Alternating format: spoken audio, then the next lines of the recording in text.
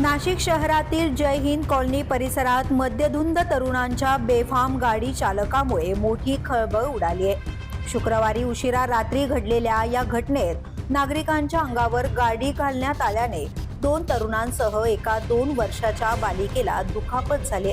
मिळालेल्या माहितीनुसार MH15 JH 9580 क्रमांकाची कार चालक सुनील हरिभाऊ कुमावत हा मद्यधुंद अवस्थेत जय हिंद कॉलनी परिसरातून वेगाने वाहन चालवत होता। गाडीवरील ताबा सुटल्याने रस्त्यावरून जात असलेल्या सिद्धांत ठाकरे आणि हर्ष गरुड यांच्या पायावरून गाडी गेल्याने ते जखमी झाले। या धडकेत जवळच असलेली 2 वर्षांची बालिका देखील जखमी झाली। अपघातानंतर ही कार थेट एका घराच्या गेटवर जाऊन आदळली, त्यामुळे त्या घराच्या गेटचे मोठे नुकसान झाले। अचानक घडलेल्या या प्रकारामुळे परिसरात काही काळ भीती आणि तणावाचे वातावरण निर्माण झाले होते।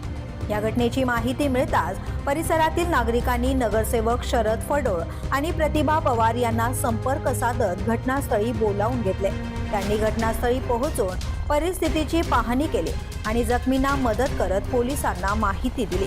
दरम्यान नागरिकांचा वाढता संताप पाहून गाडीत बसलेल्या 2 संशयितांनी घटनास्थळावरून पळ काढला। पोलिसांनी तात्काळ घटनास्थळी धाव घेत एका संशयिताला ताब्यात घेतलं असून त्याला वैद्यकीय तपासणीसाठी रुग्णालयात दाखल करण्यात आले। या घटनेनंतर जय हिंद कॉलनी परिसरात संतापाची लाट उसळली असून मद्यधुंद अवस्थेत वाहन चालवणाऱ्यांवर कठोर कारवाई करण्याची मागणी नागरिकांकडून करण्यात येते। मी नव्हतो, मी भावाच्या आळीला गेलो होतो। तर जेव्हा मी बघितलं प्रकरण तर एक गाडी होती, टियागो का टाटा होती, तिने डायरेक्ट सारखी तिथं चक्रा मारत होती। ते 3 जण होते। आता मेन अक्युज इथं आहे, त्याचे आई वडील पण आहे इथं। तर त्याच्यापैकी तो जो पिलेला होता त्यांनी माझ्या भावाच्या म्हणजे सिद्धांच्या पायावर आणि अजून एक भाऊ मित्र माझा त्याच्या पायावर जवळपास म्हणजे विचारायला त्यांनी थांबवलं, तर त्याच्या पायावर गाडी घातली, रिव्हर्स घेतली, परत गाडी डायरेक्ट बंगल्यात ठोकली, त्याचा पुन्हा गेट तोडला। तरी त्याची मुजोरी म्हणजे एवढी होती की तो तिथून पळायला निघाला होता।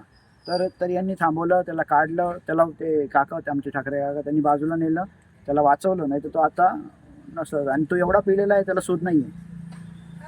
आणि गाडीत इंजेक्शन किंवा काय ते प्रकरण ते पोलिसांनी त्याचं हे करायला पाहिजे, कारण की गाडीत बिअर सापडलेले आहे, ड्रग्स पण आहे, इंजेक्शन पण सापडलेले, पण ते पोलीस आता तपास करते त्याचा पुढं। पण आता म्हणजे एक मुलगा लहान तो एक दादा होता, त्याची एक मुलगी वाचली, 2 वर्षाची मुलगी, म्हणजे प्रसंग जावानी म्हणजे ते वाचवले नाही तर ती वाचली नसते आज। तर एवढा आज जवळपास 5-10 लोकांचं म्हणजे मृत्यू झाला असता। आणि परत गाड्यांचं तर वेगळंच आहे। या दादाची वेंटो गाडी होती, माझी गाडी वेंटो गाडीचं तर तो म्हणजे पूर्ण हे केलं, त्याच्यात माझी गाडी म्हणजे नव्हती, दादाची गाडी होती, ती गाडी वेणी होती, ती त्यांनी हे केलेली आहे। बरं, कोणाला काही दुखापत झालेलं आहे ना, हेच ना, पायाला लागलेले, सुजलेले पाय। बऱ्याच लहान मुलांना काही लहान मुलगा वाचलाय, 2 वर्षाचा एक लहान मुलगा खेळत होता त्याच बोर्डच्या इथं, तो वाचलाय, कारण की ते वेळेवर त्याला उचलण्यात आलं त्याच्यामुळे। या प्रकरणाचा पुढील तपास पोलीस करत आहेत। प्रवीण सुरुडे, दक्ष न्यूज, नाशिक। दक्ष न्यूज, सामान्यांच्या हक्कासाठी नेहमी दक्ष।